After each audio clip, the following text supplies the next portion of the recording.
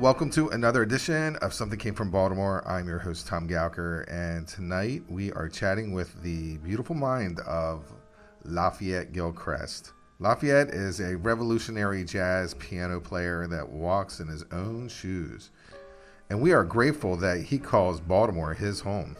A little monk, a little New Orleans heritage, a little go-go, and a lot of freestyle. You got Lafayette Gilchrist. Tonight, my line of questions are unorthodox, but that so is Lafayette.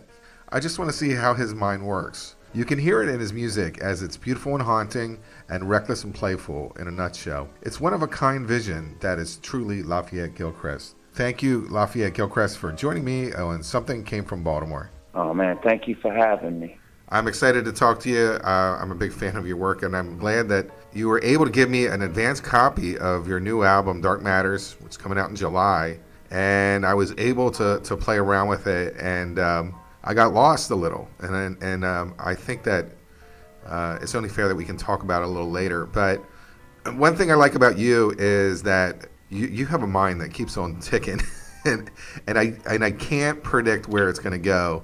And I love that. To me, that's awesome. Well, thank you, man. For that reason, you're a unique individual. I'm going to ask you unorthodox questions to see how you tick. I'm going to try to figure out how you play music by who you are as a person. Does that make sense? Okay. All right. So these are normally not jazz questions. So here we go. How many brothers and sisters do you have? Well, I have one blood brother, and I have five stepbrothers and sisters. Oh, okay. What's your favorite vacation spot? Oh, man. In my apartment with nowhere to go and nothing to do. Do you have any AM rituals? No, I don't think we could say waking and baking. What did you have for breakfast this morning? Pizza from last night. And what do you do at your day job, if you have a day job? Well, I teach piano lessons by day.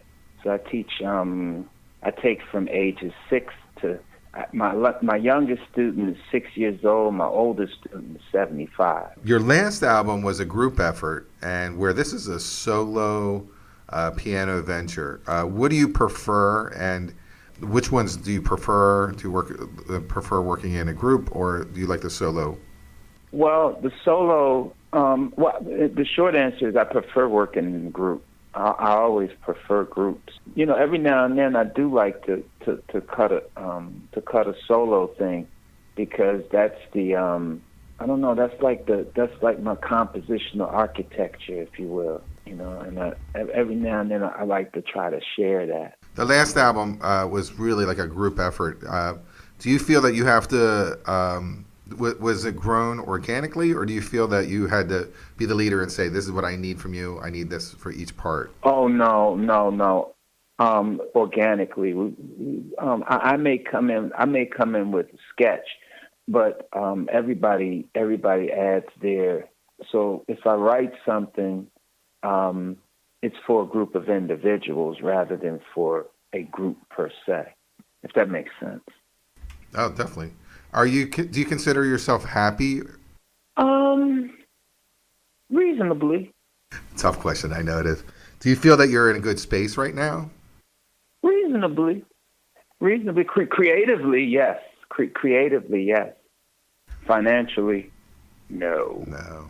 I always say we're all poor in Baltimore. That's my saying, and I feel it should be on a bumper sticker. What were your grades in high school? B's and C's and occasional A. No D's. No F's. What was your favorite class? History. Did you watch a lot of TV when you were a kid? Yes, I could tell you the time of day by what was on television. I was a TV junkie, man. Because, I grew up in the 70s. I was a little kid in the 70s. They had all the best sitcoms in the 70s. Yeah, you can go right out of school. You start at 3 o'clock. You got Gilligan's Island. You got McHale's Navy. You got Green Acres. It just keeps on going all the way. And then they rotate them out when you get sick of them. You got the Brady Bunch and the Partridge Family and the Monkees, and it just keeps on going. Yeah, all of those shows, man. I watched all of those. there's a reason why I went for this kind of archaic interview structure. I find you to be like a little monk going on, a little New Orleans stroll, a little go-go. I like how your mind switches from one concept to another and goes in a different direction. And I just was like, you just have to see how this guy ticks. How does he tick? And I found this album. I'm a big piano fan. I that's my favorite jazz instrument. And what's your favorite jazz instrument? Piano. You like the one you play? Oh. And okay. Yeah, no, I'm a big Oscar Peterson or McCoy Tyner or I even like Yanni and Jim Brickman just because they're piano players and they have some talent to them. In your case, I got really lost in the album. I listened to it as a whole and I stood back from it and didn't really sit there and study it or whatever. So I was intrigued with what was going on, and then I was like, it's like a synapse. It's like you were born in the 70s. It's like you understand AM radio. You understand the way that you can play a song and then go right to another song that's completely different genre, a different style, and you can do that within a song. And I was like, I love that. I totally get it. I'm totally into that. Then I got really in depth in your album, and I have a theory, and I want to run it by you. And if I'm totally wrong, I'm just totally wrong on this podcast. But that's the fact that you have so much space in there for me to think about what you're up to and what I enjoy. I'm going to just go through the first 5 tracks. Is that okay? Sure. All right. So we're talking about the new album. It's going to Dark Matters. I got a taste of it, and I can tell you, audience out there, that this is definitely a must. And it's not as easy as breezy. There is a little work to it, but the payoff is really strong. And it looks like he was having a lot of fun, Lafayette.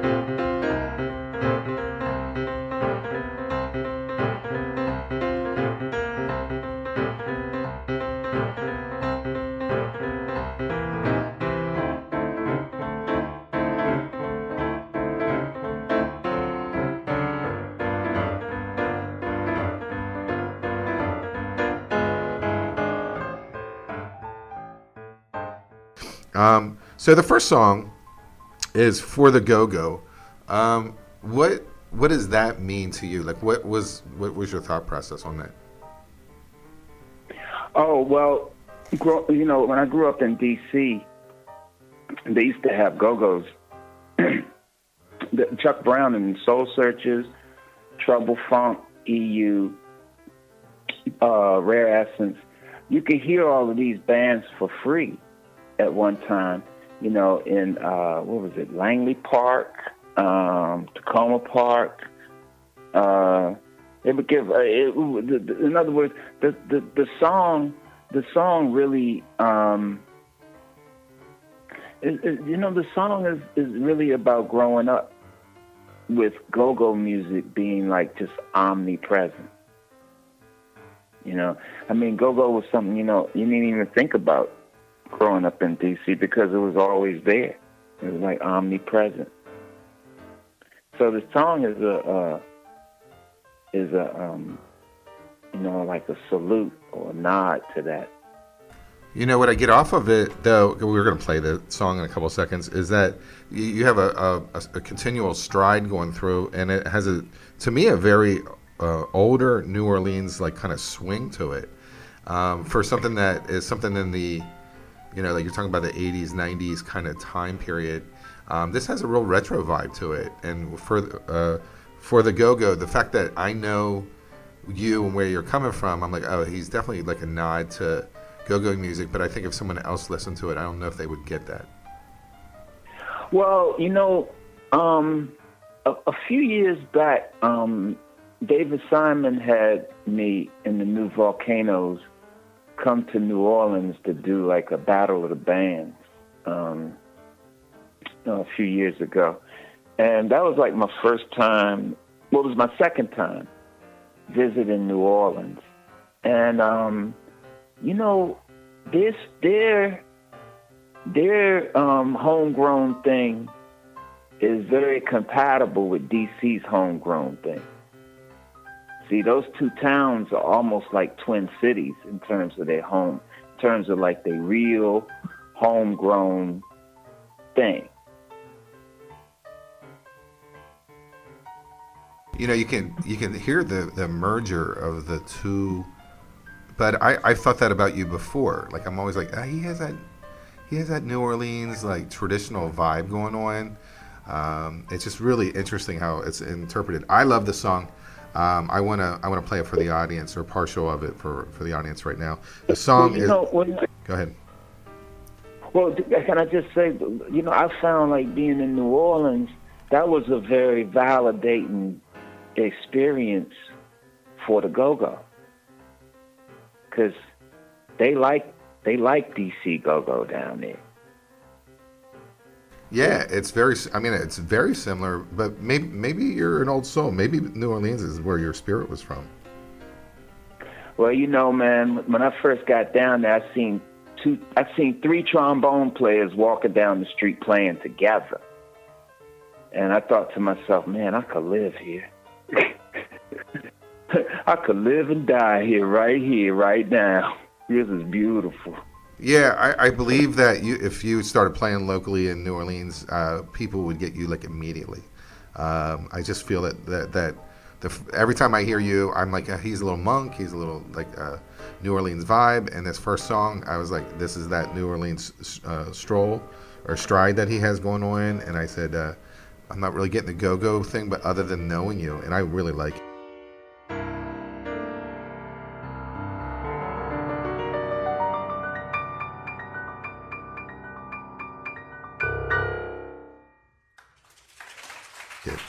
The next song is Child's Play, and is the original like the da da da da, that intro part, is that original or is that like some it seems so familiar?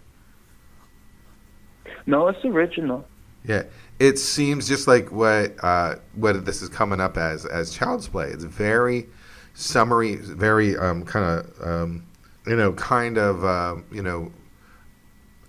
I don't know. I guess what I want to get to a point is that I want to go with my theory.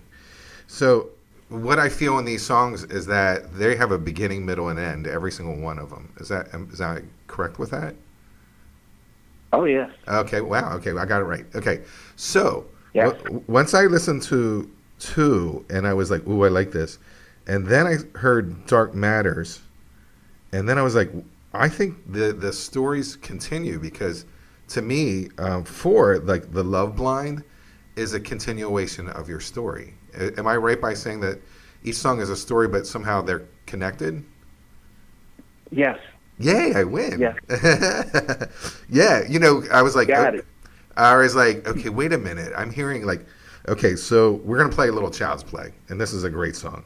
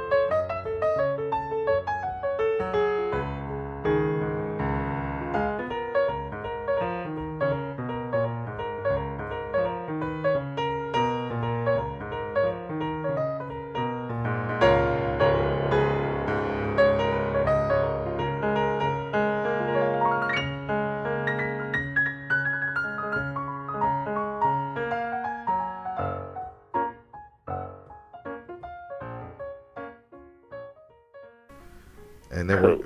and my take on this was that it was a summer retro, like a Joy in the Sun, very retro-y, like 70s springy, when you could breathe the air and kind of stretch out in the sun.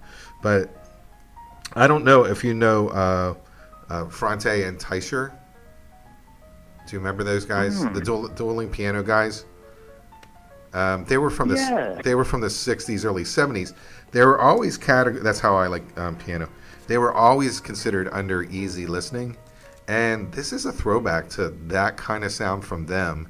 And just with the ornation that you're doing, I was like, oh my god, that's Fronte and Teicher. It's two guys with like long sideburns and big hair and big nerd glasses, and they kind of played piano side, but like across from each other. I vaguely remember that. I was like, oh my god, this is like a throwback to it. We're gonna get into Dark Matters because to me I have All right. the next one is Dark Matters, which is the name of your album, and in my opinion, maybe I should ask your opinion first. Go ahead. What's going? Let me tell you my opinion. You know what the answer is. This is how I got excited about your album. There's a lot in there. This reminded me of a silent movie villain theme. That's my opinion, but how did I do? Oh, Tom.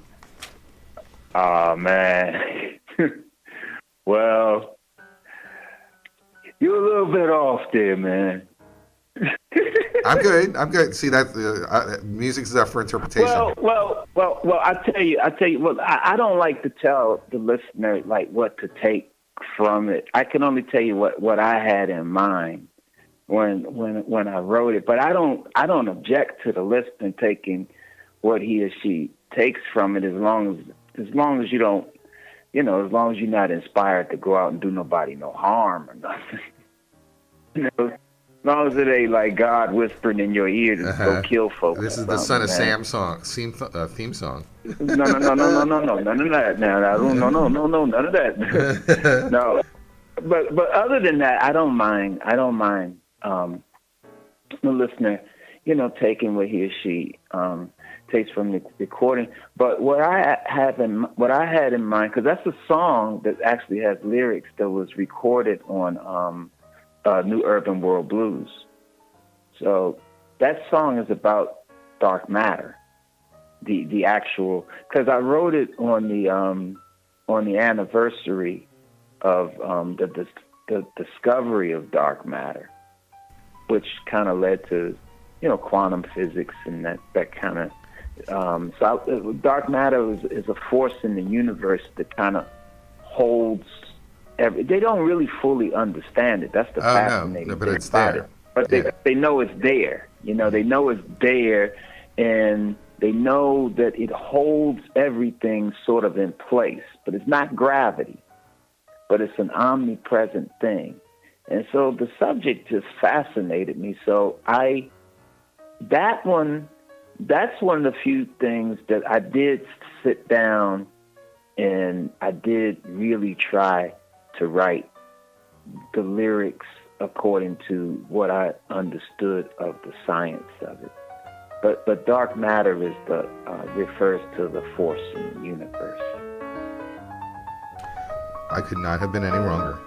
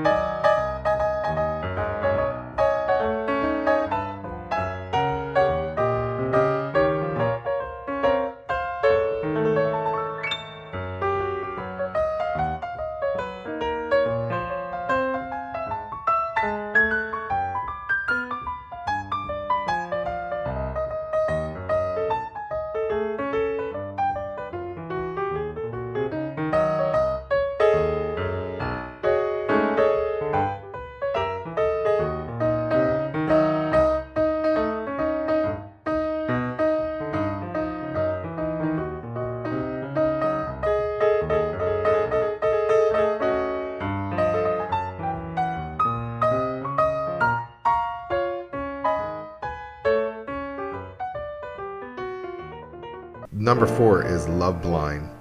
And this is where I was like, okay, well, this feels like an extension of Child's Play and Dark Matter. And I was like, okay, well, maybe this is where the stories of the songs are somehow woven together. Like it's a bigger picture. Well, Love Blind and Child Play were written around the same time. The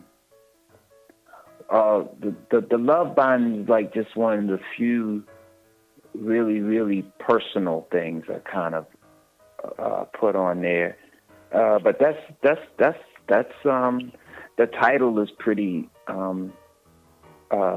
straightforward. That was after another not successful relationship, I'm afraid. Yeah, they happen, don't they? It's okay. Sometimes. Yeah.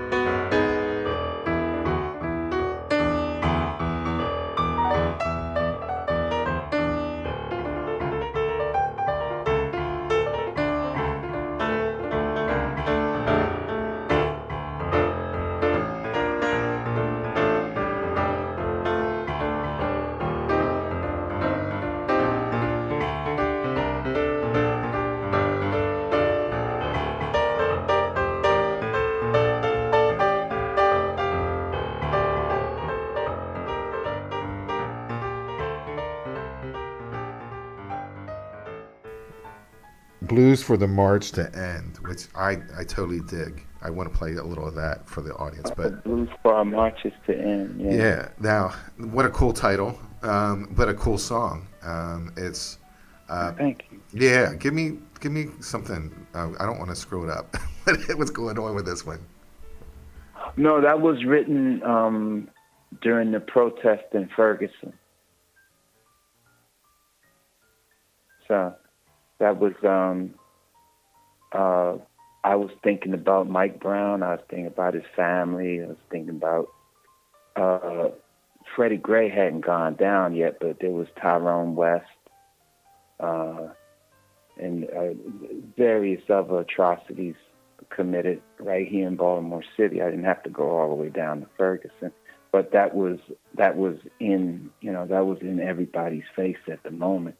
So that was a similar motif to Blues for Freddie Gray. I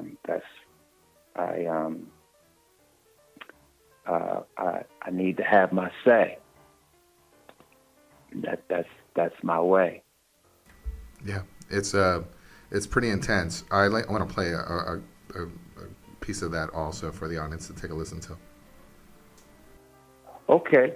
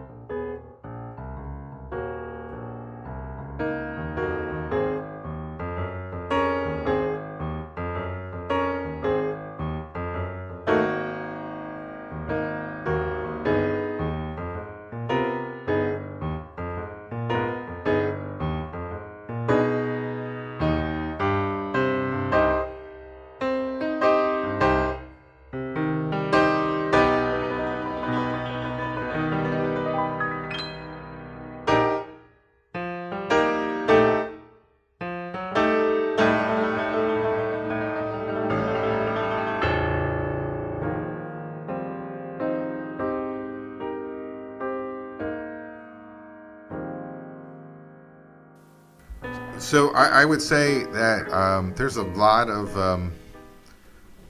each song has a lot of juice to it. It has a lot of thoughts and impressions about it. Thank you, man. Yeah, no, I'm very excited about it. What is your relationship to Monk? Because I'm sure that sometimes people say, have you studied him, or did you kind of do his songs at all, or is that anything that's a part of your life?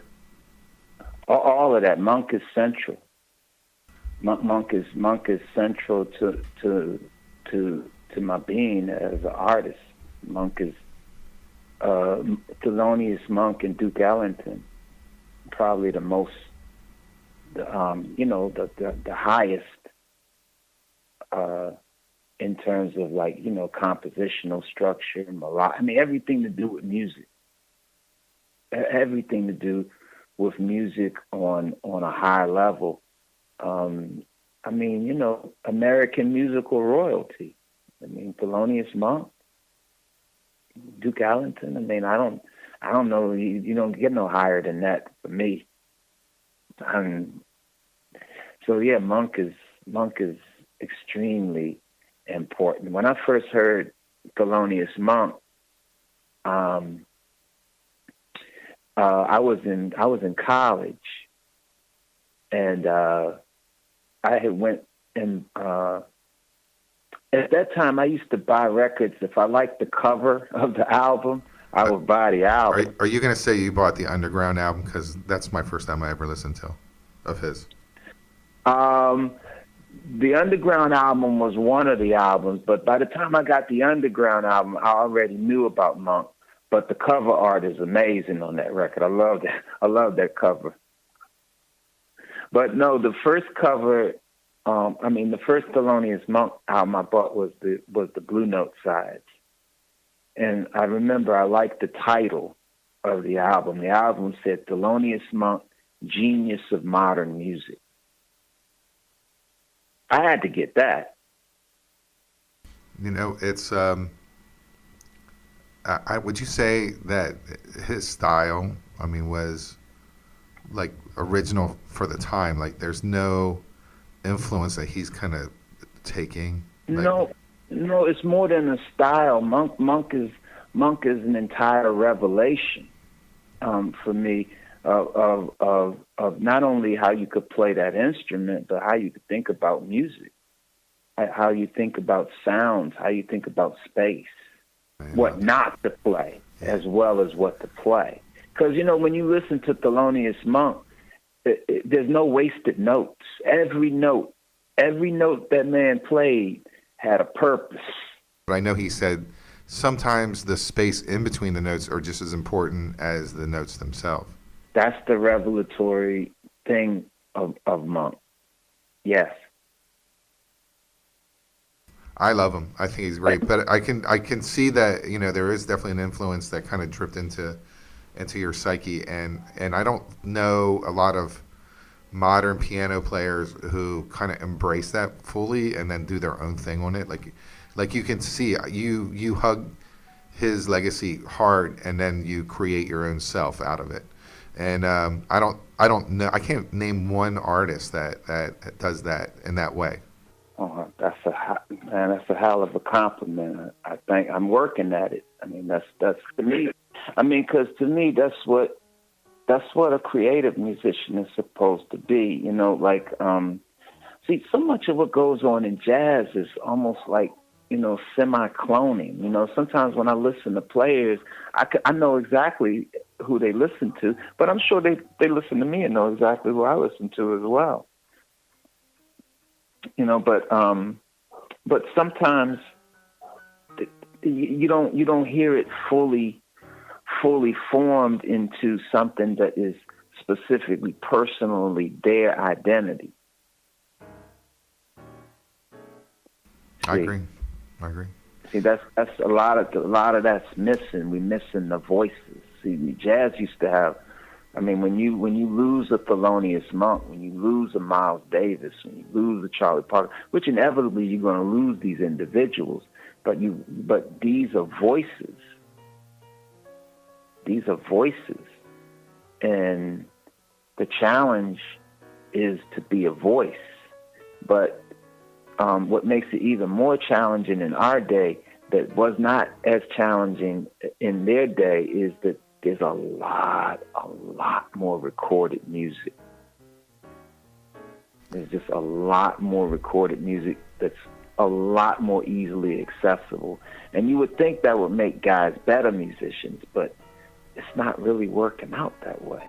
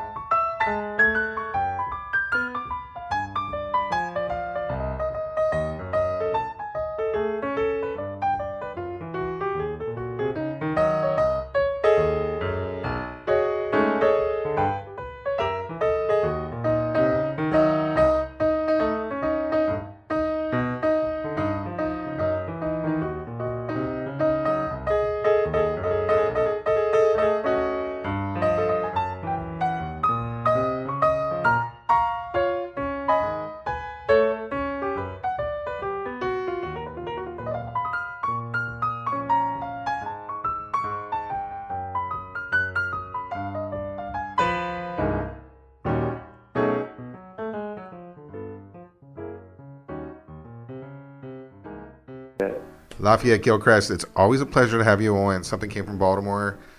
Thank you for the advanced play on Dark Matters. I got some of it right, some of it wrong, but I basically got the feedback that this. No, you got the vast majority of it right. It's definitely an album to sink your teeth into and to enjoy, and that's a treat when it comes to music. So I appreciate it. Oh man, I'm glad you enjoyed the record, man. I hope folk can dig it, man. You know.